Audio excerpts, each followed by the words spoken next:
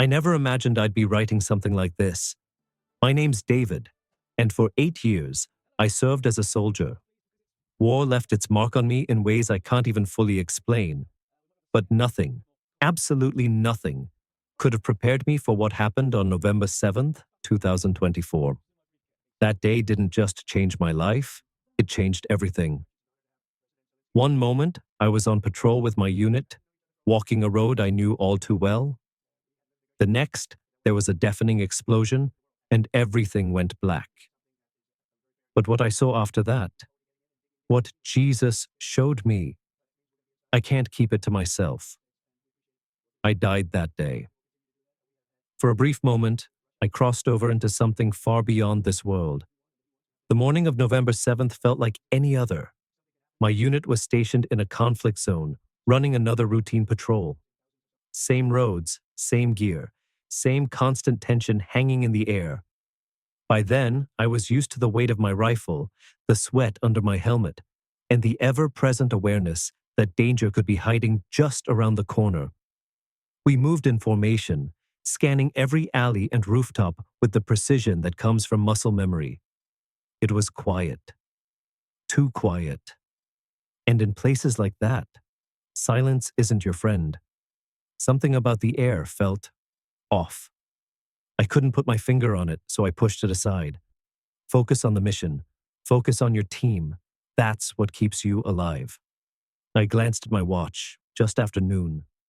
The sun was beating down, sweat stinging my eyes as I adjusted my grip on my rifle.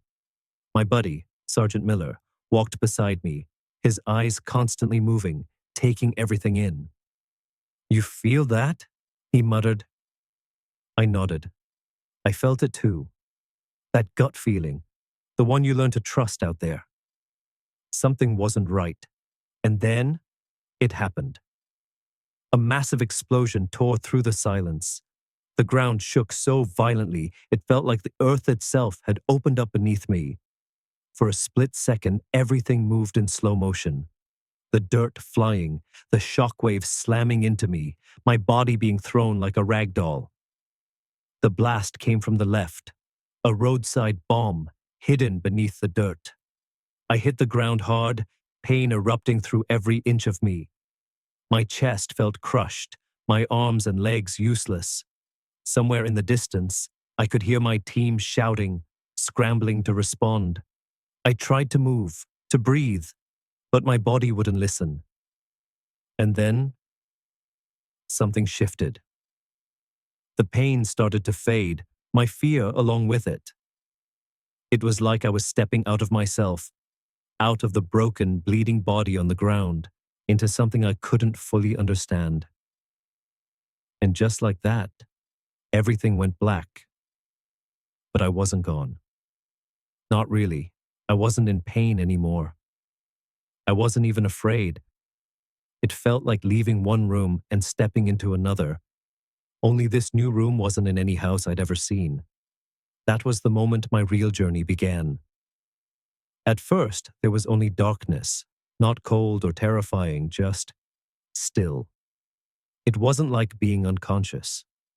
I was fully aware, more aware than I'd ever been. And somehow I knew this place wasn't random. It wasn't a dream. Then, in the distance, there was light. But not light like the sun or a flashlight. It was alive. It pulsed, like it was breathing, calling me toward it. I didn't walk. I didn't float. I just moved, like I was being gently pulled towards something so much bigger than me. The darkness peeled away, revealing shapes, landscapes, places that didn't belong to Earth. And somehow I knew. I knew I wasn't imagining this. I was dead. But my soul was fully alive. I looked down at my hands, but they weren't my hands anymore. They were there, but not flesh and blood. They were lighter, almost radiant. And that was only the beginning. It was like my whole being had become almost transparent.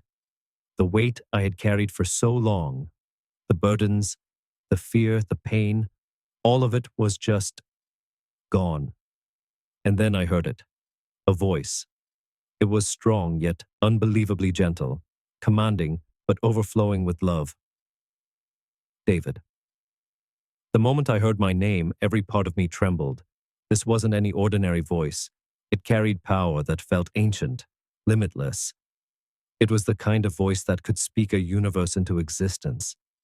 And somehow, I knew exactly who it was.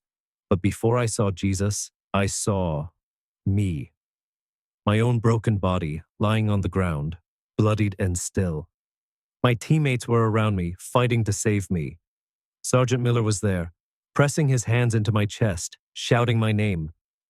The medic was working fast, but I could hear it in his voice. The urgency, the desperation.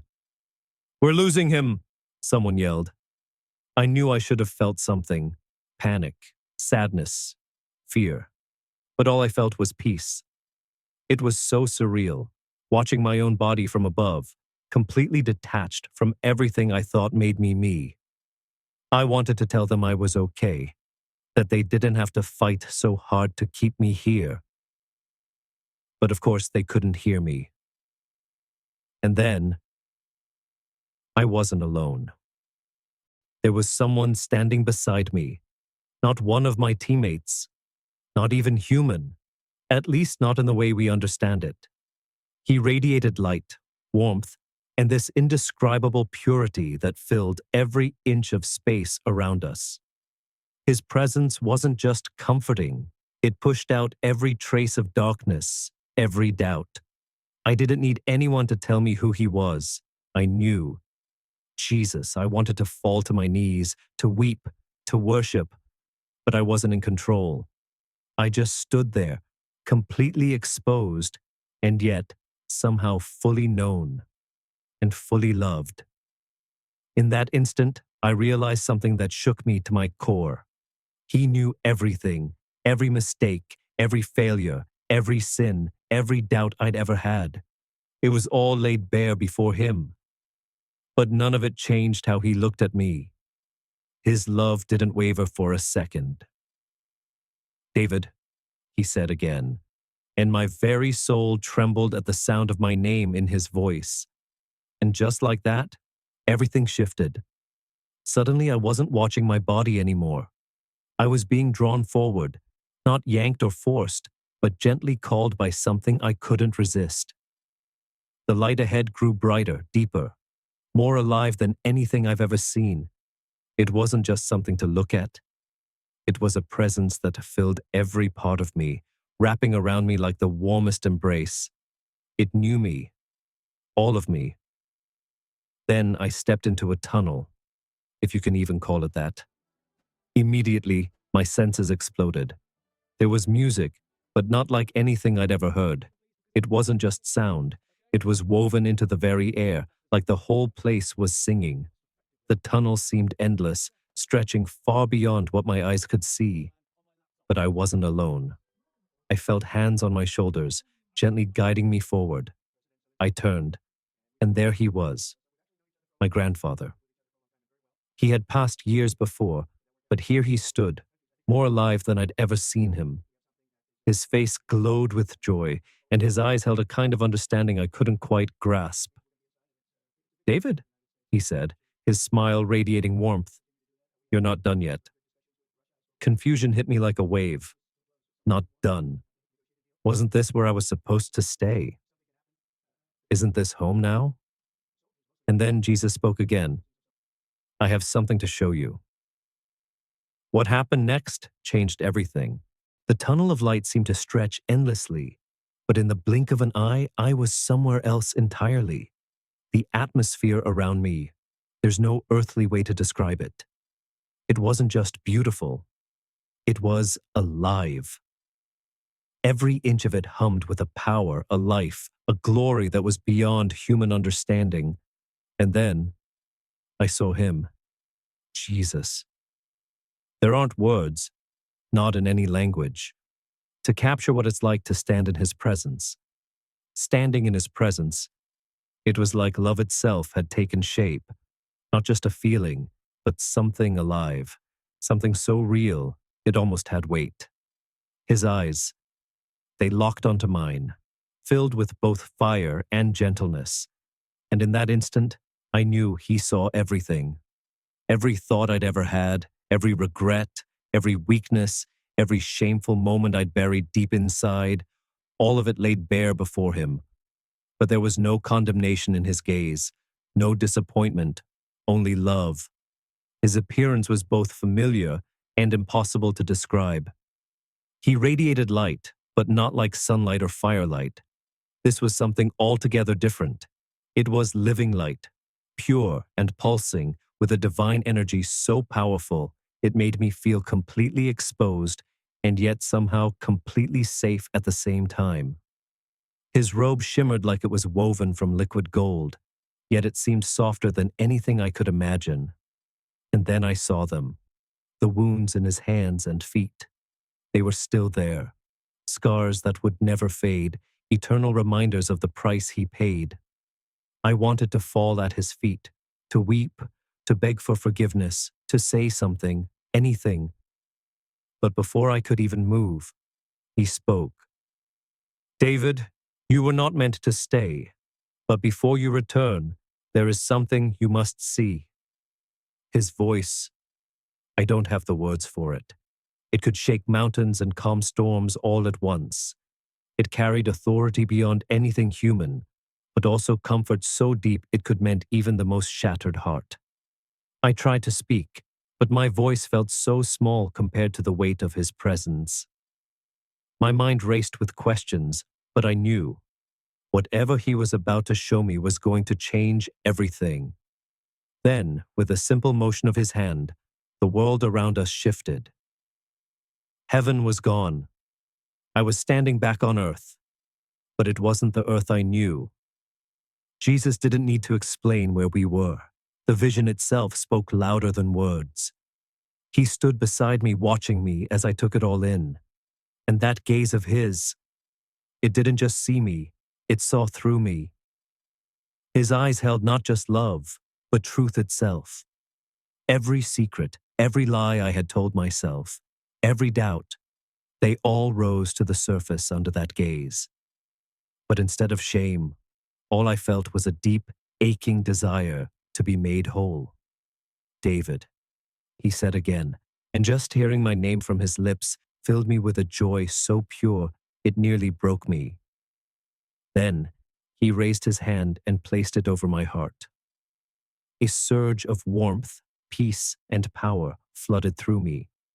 So strong it felt like liquid light was pouring into my very soul, cleansing me from the inside out. Every dark corner, every scar, every wound, they were touched by that light. "You were chosen to see this," he said. "What is coming will deceive many, even some who follow me. But you must tell them, so that those with ears to hear will be ready." I wanted to ask, why me? I was just a soldier, not a preacher, not a prophet. Who was I to carry something this heavy? But before I could even form the words, Jesus turned slightly. And in an instant, we were somewhere else. It was still Earth, but it wasn't the Earth I remembered.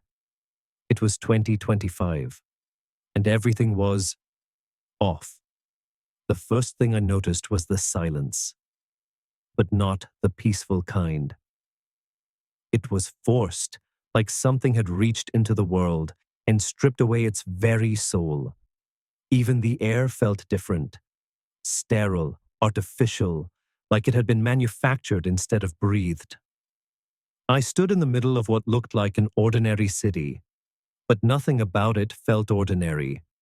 The buildings were sleek, polished, almost too perfect, but there was no warmth to them. It was as if life itself had been drained from everything. Massive digital billboards lit up the skyline, flashing images of world leaders alongside slogans about unity, security, and progress. At first glance, life seemed to go on as normal. People walked the streets, smiling, laughing, going about their day. But the longer I watched, the clearer it became. Something was missing. Their eyes. There was a hollowness behind their smiles, an emptiness that I couldn't quite explain. like the light inside them had been dimmed or replaced with something else. I watched as a woman stepped into a cafe, and that's when I realized. She didn't pull out her phone. She didn't reach for a wallet. Instead, she just waved her hand over a small scanner, and that's when I saw it. A faint blue light pulsing just under her skin. I turned to Jesus, my heart pounding in my chest. Lord, is this the mark? He shook his head, calm but serious. No, my son. This is what comes before. The foundation is being laid. Many will accept it without question, without even thinking. They won't see the chains until they're already bound. Before I could process what he said, the scene shifted again. Fast flashes of images and moments playing out before my eyes, like flipping through a book too quickly to catch every word. I saw a new digital ID system being rolled out, governments mandating it in the name of security and convenience. I saw churches, divided and arguing, some warning against it, others saying it was harmless, even helpful. I saw people, including believers, accepting it without hesitation, trusting the system, trusting the voices telling them it was just technology. The deception wasn't loud or obvious. It was quiet, subtle, woven into everyday life so carefully that even Christians, even pastors, couldn't see the danger until it was too late. Then the vision kept going. It was still 2025, but the world had changed again. The convenience that once seemed optional had become mandatory. News reports flashed across giant screens, stories of economic collapse, rising threats, and global instability. Governments around the world had a solution: the implant. At first, you needed it to travel, then to access your bank account, then to receive health care. I saw families torn apart, parents arguing with their children, spouses divided. Some refused to comply, clinging to their convictions, while others insisted it was no big deal, just another step in progress. Even churches were split. Some pastors reassured their congregations that it wasn't the mark of the beast, just a tool to make life easier. I turned to Jesus. His face was filled with sorrow. "They don't see," he said softly. "They don't understand that this is only the beginning." I wanted to scream, to grab them by the shoulders and shake them awake, but all I could do was watch. Then, Jesus showed me something else. There were small groups, hidden away, off the grid, living simply but with a kind of light I can't explain. They had nothing by the world's standards, no connection to the system, no comforts or conveniences, but they were filled with peace. They weren't afraid. They had each other, and more importantly, they had him. Jesus pointed toward them. "These are my faithful ones. They will suffer. They will be persecuted, but I will provide for them. I will strengthen them, and in the end, they will see my glory." Tears blurred my vision. My voice cracked as I asked, "Lord, what do I do?" He looked at me, the weight of eternity in his eyes. "You tell them, David. You tell them before it's too late." And just like that, the vision shifted again. I was back, standing in the same city, but now the deception had fully taken root. The people moved through their lives, smiling, laughing, living their routines. But there was something off. Their movements felt too synchronized, their emotions too controlled. It was like they were following a script they didn't even know existed. Their free will was gone. Jesus stood beside me, watching it all with such sorrow in his eyes. "They don't know they are enslaved," he said. A woman walked past, pushing a stroller. I glanced down at the baby, and that's when I saw it. The child had been implanted at birth. My stomach turned. "Lord, they're putting it in children." My voice shook. "The enemy targets the young," Jesus said softly. If they grow up knowing nothing else, they will never think to question it. I kept watching, heartbreaking with every second. The system didn't just control what people could buy or where they could go. It reached into their very emotions, regulating their feelings, their thoughts, their choices. It was all connected, a web so tight there was no room for freedom. Would you like me to continue with the next part? The system didn't just control their actions, it reached deeper than that.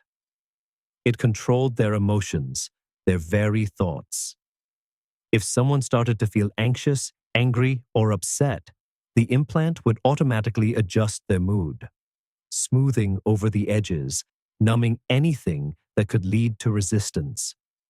And if anyone dared to push back, to question, to refuse to comply, the response was instant. Their access to money, food, healthcare, everything was cut off. They were locked out of life itself. Then I saw something that froze me in place. A man in a suit stood in a public square, his voice shaking with emotion as he shouted, "This isn't right! We're more than this! We're not machines!" For a moment, the people around him just stood there, their faces blank. Then, all at once, as if some silent signal had been sent, they turned on him. Not with anger or outrage, but with cold, mechanical precision. They grabbed him and dragged him away, wordless and relentless. No police, no trial, just erased. I turned to Jesus, my heart pounding. "They don't even realize they're being controlled," I said. "That," Jesus replied, "is how deception works. It doesn't arrive as tyranny. It comes as convenience, as progress, as safety. And by the time they see the chains, it's too late." The vision shifted again. I saw another group, small, hidden, living completely off the grid. They had no implants, no digital IDs, nothing tying them to the system. They were cut off from the world, but they radiated light. These were the faithful ones. They saw through the lie. I saw them gathering in secret, in forests, in crumbling buildings, reading worn, physical Bibles by candlelight. Their prayers were whispers, but they carried weight. The Word of God was their anchor, their only source of strength. They had nothing, yet they had everything. Jesus pointed to them. "These are my people," he said. "They will suffer, but they will never be abandoned." I watched them care for each other, sharing food, supplies, shelter, protecting one another like family. But the world wasn't content to leave them alone. New laws were passed, branding anyone who refused the implant as an enemy of progress. The news called them threats to public safety, dangerous extremists. Even former friends and family turned them in, convinced they were protecting society. I saw a young couple, trembling, hand in hand, dragged before a council. They were given a single choice: accept the implant or be exiled. The woman's voice shook as she whispered, "If we take it, we lose our souls." Her husband squeezed her hand.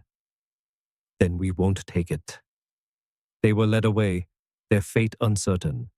My heart felt like it was breaking apart. I turned to Jesus. "Lord, why does it have to be this way?" "Because," he said, "the enemy demands control, and those who refuse to bow will always be hated." The vision shifted once more.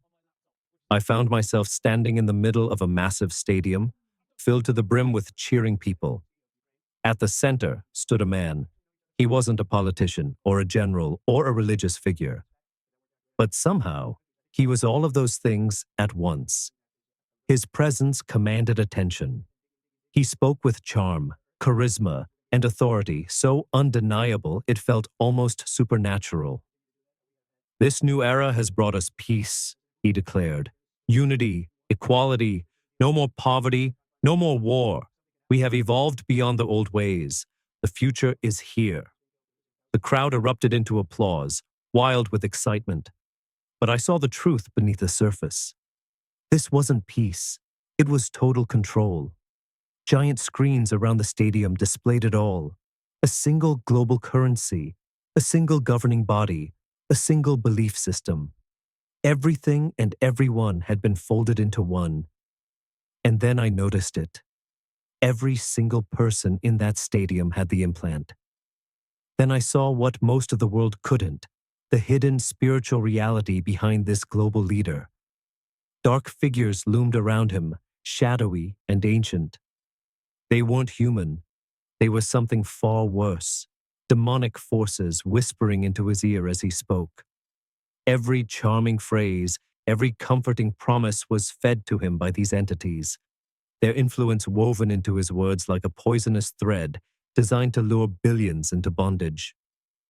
Then the leader smiled, a chilling, practiced smile, and declared, "There is only one step left for complete unity. All who resist must be removed." The stadium erupted into applause. The crowd cheered, blind to the true cost of what they were celebrating. My heart raced. I turned to Jesus, my voice trembling. "Lord, what happens to those who refuse?" Jesus' eyes filled with sorrow. "They will be hunted." The vision shifted again, showing me the final stages. The entire world had embraced the system. Every nation, every government, every institution, all linked under one unified rule. The implant was no longer a choice. It was the law. I watched people line up willingly, even eagerly, for the final upgrade. The device that once seemed like a harmless convenience was now something far more sinister, a mark, a permanent alteration to their very humanity. One by one, they stepped forward, placing their hands into a sleek scanner. A pulse of blue light flickered, and the implant fused deeper into their bodies. No longer just technology, but something spiritual, something that could never be undone. And then I saw what they couldn't see. In the spiritual realm, as the implant fully activated, a dark force entered them. It was subtle at first, just a slight shift in posture, a dimming in their expression. But soon, their eyes changed. The light inside them faded. Their faces grew hollow, vacant, almost lifeless. They could still talk, still move, still even say prayers, but their connection to God was gone. Jesus turned to me, his voice heavy with grief. "This is the real danger," he said. "The mark doesn't just control what they can buy or sell. It changes who they are. It corrupts my image within them." I dropped to my knees, trembling. "Lord, can they ever be saved?" Jesus' face was solemn. "Once they accept it willingly, they are no longer mine." Tears filled my eyes. "Then how do we warn them?" Jesus placed a comforting hand on my shoulder. "You tell them no before it begins." And just like that, the vision shifted again. I stood in a hidden place, far from the cold cities and the controlled world. It was a small, tucked-away community deep in the wilderness, a refuge for the last of the faithful. These were the ones who had refused the implant, who had chosen to trust in Jesus alone, even when it cost them everything. They had no government ID, no access to banks, no place in the new society. But they had something far greater: faith, unity, and supernatural protection. I watched them gather to pray, their voices strong and unshaken. They had nothing, yet they radiated a peace and joy I hadn't seen anywhere else. Jesus stood beside me, his gaze filled with love. "These are my faithful ones," he said softly. "They have given up the world, but they have gained eternity." I saw how they survived. Food appeared where there was none. Water flowed from dry ground. When storms raged, their shelters stood untouched. When sickness came, they were healed. It was as if the miracles of Scripture were alive again, happening right before my eyes. And then I saw something even more incredible. A woman held out a simple loaf of bread to a man. a man who had once mocked her for her faith. He had taken the implant, accepted the system, and yet now he stood before her, broken and starving. Something in him was fighting. The man stood there, trembling, his hand clutching the loaf of bread the woman had given him. There was confusion in his eyes, confusion and fear. "I don't understand," he whispered, his voice shaking. "I feel like I've lost something, but I don't even know what it is." The woman's smile was gentle, full of compassion. "You still have a choice," she said softly. She placed a weathered Bible into his hands, and in that moment, I saw something incredible. The darkness inside him wavered, just for a second. Jesus turned to me. "Some who take the mark will still seek me," he said. "Some will fight to break free. My mercy will not be denied to those who truly repent." Hope flickered inside me. Not all was lost.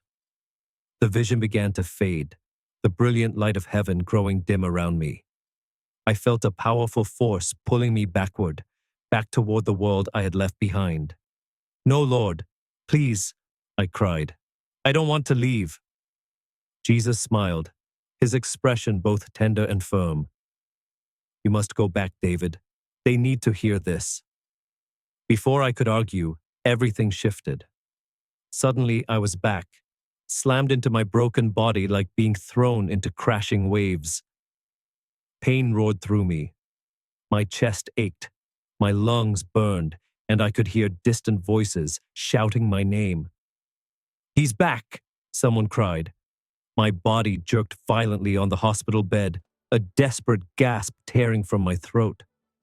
A doctor leaned over me, his eyes wide with shock. "He was gone for 7 minutes," the doctor whispered. This is impossible." But I knew the truth. I had died, and Jesus had sent me back with a message. Months have passed since that day, and every single thing Jesus showed me, I've watched it begin to unfold. I've seen governments quietly rolling out digital ID systems. I've seen churches starting to embrace new technologies, celebrating them without question. I've seen the push for a global system, all in the name of safety and convenience.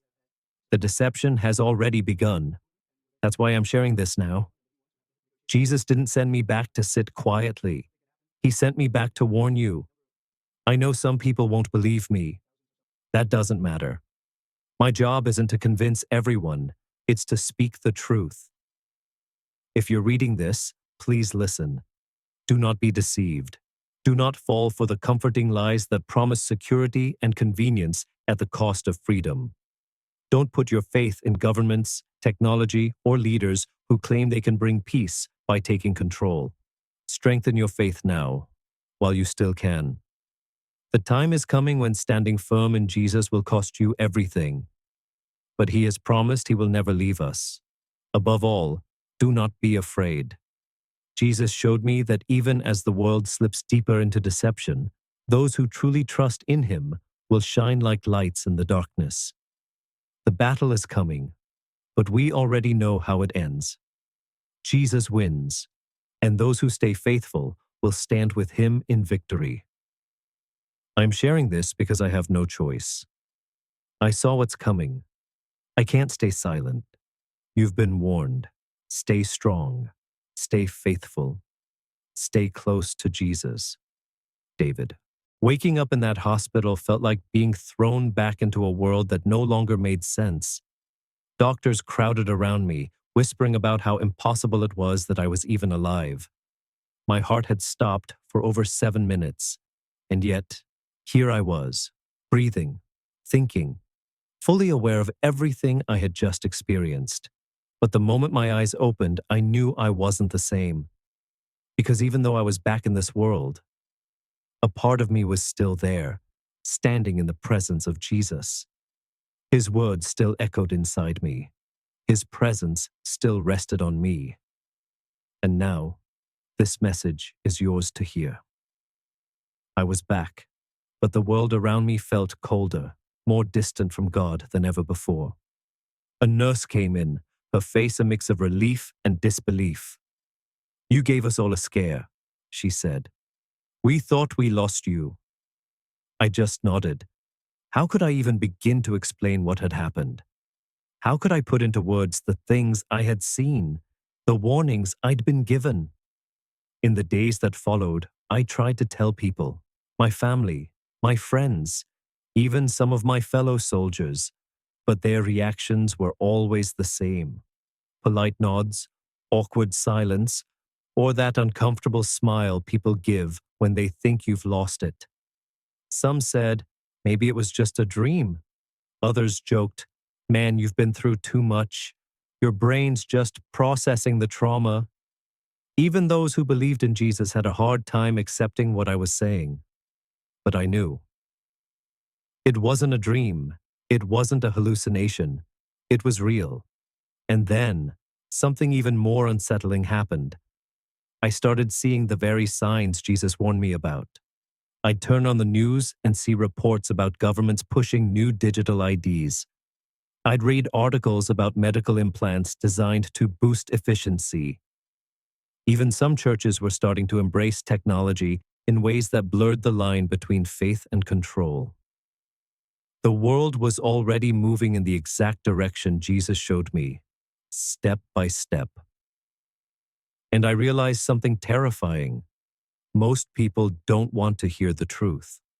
I wanted to shout from the rooftops, to warn everyone, to wake them up before it was too late. But the more I spoke, the more resistance I felt. People don't want to believe that the systems they trust, their governments, their technology, even some of their churches, could be leading them into a trap. They want to believe in progress, in security, in a future shaped by human innovation, not in an enemy they can't see, one who's already tightening his grip on their souls. But I can't stay silent. That's why I'm writing this now. Because Jesus told me to. The deception isn't coming. It's already here. The system of control is already being built, brick by brick. The world is being conditioned, slowly, to accept something that will change not just how we live, but who we are. And the scariest part? Most people won't see it until it's too late. I don't care if people call me crazy. I don't care if they write me off as a conspiracy theorist. I stood before Jesus Christ. I saw what's coming. I heard him say, warn them. This isn't about fear. It's about preparation. Jesus promised that those who stay close to him will be protected. But we can't wait until the last minute to decide. We need to know his voice now. So when deception comes, we'll recognize it for what it is, instantly. If you're reading this, this message is for you. Strengthen your faith now. Stay close to Jesus now. Don't let the world lull you to sleep with empty promises of safety and progress. The time is short. The final deception is near. And soon, every single person will have to make their choice. Because once the world makes its final move, there's no turning back. Choose Jesus. He is the only way. The weight of everything I saw still sits heavy on my heart, no matter how much time passes. Every night when I close my eyes, I'm there again, standing beside Jesus, watching the world change. And now I understand. The final choice humanity will have to make. It's coming. The question is, will you be ready? This was never just about technology or control. At its core, this was always about the soul. The system wouldn't be forced on people through violence, at least not at first. No armies, no threats, just small, subtle steps, each one wrapped in the promise of convenience. A little more ease, a little more security. And one by one, the world would embrace it.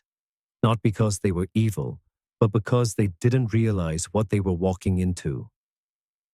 Jesus showed me that there would come a moment, a defining moment, where every single person would have to make a choice. Would they cling to the comforts of this world, even if it cost them their very spirit? Or would they stand firm, holding on to their faith no matter the cost? For many, it wouldn't even feel like a decision. They'd say, it's just a system. It's just an upgrade. It's just a better way to live. But I couldn't forget Jesus' words. What they don't see is that it will change them. It will alter who they are, separating them from me. This deception wasn't just about surveillance, control, or the loss of freedom. That was only the surface. At its core, it was about transformation, a rewiring of what makes us human. The final system wouldn't just mark people on the outside. It would change them on the inside, reshaping their very souls and severing their connection to God. And once they took it, they would no longer hear his voice. The weight of it hit me like a punch to the chest. This was it, the final test, the ultimate choice. And most people wouldn't even realize what they were choosing until it was too late. But then, Jesus showed me something else, a glimpse beyond the darkness. I saw a great multitude, too many to count, all dressed in white robes, shining brighter than the sun. They had suffered. They had been cast out, rejected, stripped of everything the world could take from them. But now they stood in victory, free at last. And in the center of them all stood Jesus, his arms wide open, his face filled with joy. "These are my faithful ones," he said. "They chose me over the world, and now they will reign with me forever." Tears streamed down my face. I had seen the deception. I had seen the suffering. But now I had seen the reward, and it was worth everything. There was nothing left to fear. I turned to Jesus, my heart pounding. "What do I do?" I asked. His answer was simple, but full of power. "Warn them." That's why I'm writing this now, because the choice is coming. And when it does, you must be ready. Choose Jesus now, while you still can.